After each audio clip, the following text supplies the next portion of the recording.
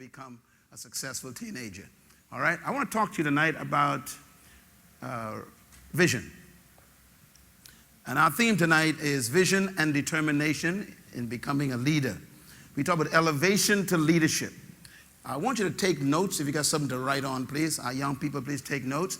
If you got an iPad or whatever you have, please go ahead and take notes. Those of you who are adults, you might want to do the same thing. I want to talk to you for a few minutes about vision and determination in becoming a leader as a young man and a young woman.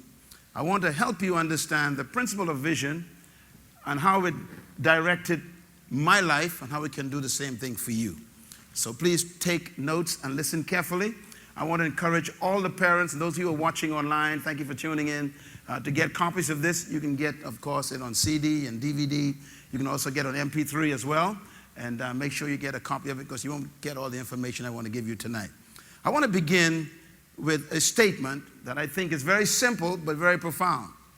And that is the key to becoming a young leader is vision. I wrote a vision on paper at age 13 in a wooden house on this island. And when I wrote that vision down at age 13, I wrote things that frightened me. I was 13 years old. I wrote that one day I want to travel around the world. I wrote one day I wanted to speak to millions of people. I wrote one day I wanted to write books. I wrote this on paper, just my exercise book from my school. I wrote it down. And I folded it up and I kept it. And when I was 14 years old, I began to add to what I wrote at age 14. And I began to understand, I didn't know what was happening at that time, but I was actually writing my vision for my life. And then I began to understand that really God speaks to everybody, no matter if they're teenagers. I want to talk to you briefly about two animals, and I'm going to focus on one of them tonight. There are two animals in the Bible that God identified himself with. These two animals are very important to God. The first one, of course, is the lion. God says he is the Lion of Judah. He didn't say he was the dog or the cat or the bird or the cow. He said, I am the Lion of Judah. Apparently, the lion has some important qualities that God put in the lion that identifies with God as a leader. The second animal God identified with is the eagle. These are the only two animals God identified himself with. He said, the eagle, he says, I will stir you like I stir the nest of an eagle. He said, I will take you on my wings like an eagle takes her wings and carries her young on her pinions. He said, I will rise you above the storm like an eagle. He kept referring to an eagle. So the two animals that I believe are important to God are the ones he identified with. And what's amazing is both of these animals are leaders. They are leaders in their domain. In the bird kingdom, the eagle is the leader. And in the animal kingdom, the lion is the leader. Even though the lion is not the largest animal, he is still the leader in the kingdom. Which means that the lion has some qualities that are so unique that it makes him the leader even of the elephant. Lions eat elephants. Massive monsters. The lion eats them for lunch. But the eagle is an amazing bird. Why is the eagle a leader? There's a reason why the eagle is a leader. I want you to write the word down. He's a leader because of one word. It's vision. Everybody say vision. Vision. Say it loud. Vision. I can't hear you. Vision. Okay, now what do we mean by vision? The eagle is the only bird in the world that can see in detail 5 miles away. That means 5 miles in the air, an eagle can look down higher than an aircraft and see a rat on a rock in detail. His eyes are so sharp that he can focus on his prey 5 miles away, which means that the prey have no idea that the eagle has already spotted him. And that's why eagles are so successful. Their vision focuses and it goes into action. This is why the eagle is the king of birds, because of vision. Now, if you're going to be a leader and become a leader in school, a leader among your friends, a leader in your community, as a teenager, a leader in your church. If you're going to become a leader, I'm going to give you the secret right now. As a matter of fact, I'm going to give you the greatest secret to become a leader before you are 20. I'll give you the secret right now. I did it. That secret is this word, leadership. Vision is the key. Now, there are 4 principles that you need to learn to become a leader. I'm going to give them to you. Number 1 is a word we call purpose. You heard about that this week. Dr. David Burrows did a great job talking about it this week. Some of our speakers dealt with that. Brother Fox and DJ Counselor and some of the others focus on that. But purpose is important, because purpose is when you discover that you were born for a specific reason in life. No human is on earth as a mistake. You are not a biological accident between your parents. Destination, elevation. Say that with me. Say destination, elevation. Now, when we think about elevation, we have to look at where we are in the world.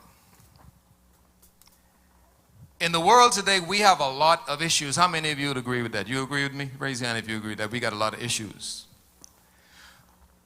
When we look at the world today, we have more smartphones, but less smart people.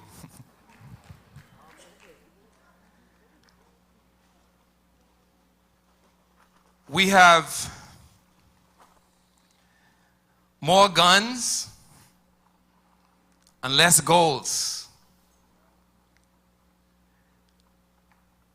We have more sex, but less love.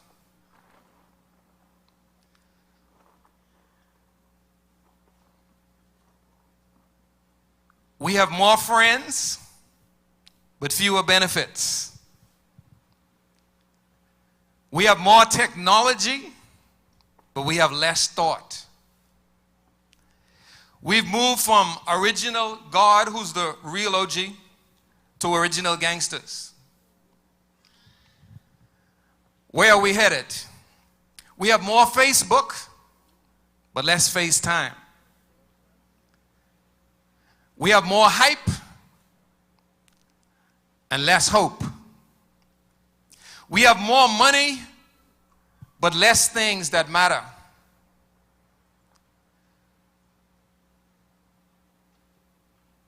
We have more babies, but less children. We have more baby mamas, but less mothers. We have more Twitter, but less time. What's going on in our world today? The reality is we are living in a world that is in many ways lost. So do you agree with me that we're living in a world that's lost in some respects? And the world that we live in today is a world in many ways that's misguided, is misinformed, conned, confused. But in spite of all of the confusion, in spite of all of the negative things that are going on in the world today, I believe that there are still people in this world who want to elevate their life, elevate their game, elevate their situation. Do I have any people who want to be elevated tonight? Raise your hand with me if you want to be elevated. Say this with me. Say destination, elevation. There are some people in here, I believe, tonight who want to get to the next level. Do I have any of those folks in here tonight who want to get to the next level? I believe there's some people here tonight who want victory, who want a championship.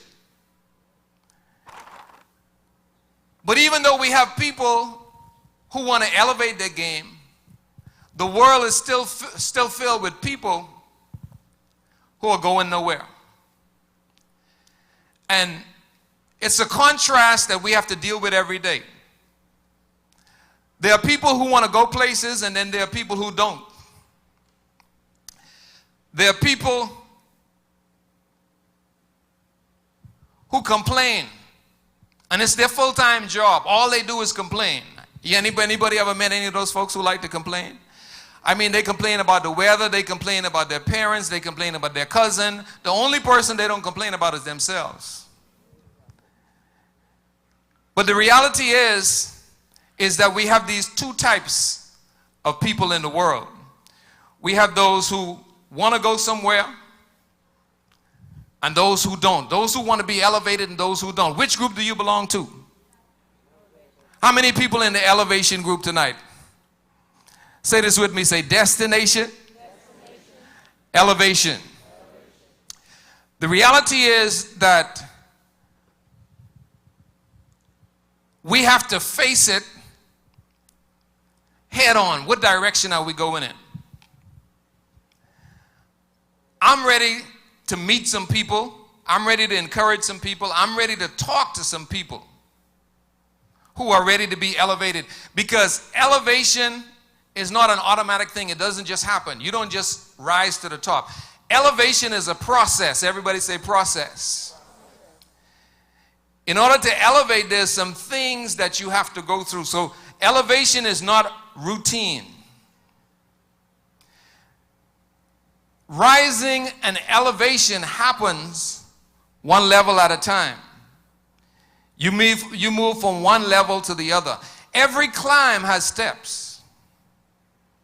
You don't go up the steps and there's one stair.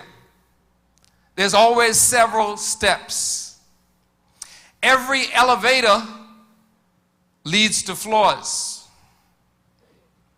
And the bottom floor is never the most desired floor. Whenever you go into a hotel, the level that they call the concierge level, where you have to have a key to get in the elevator to get to that level, is normally the most important floor, and it's always high up. It's never at the bottom. And so we have to realize that in life, the good things are not at the bottom. But the problem is that the easiest thing to do is to stay on the bottom.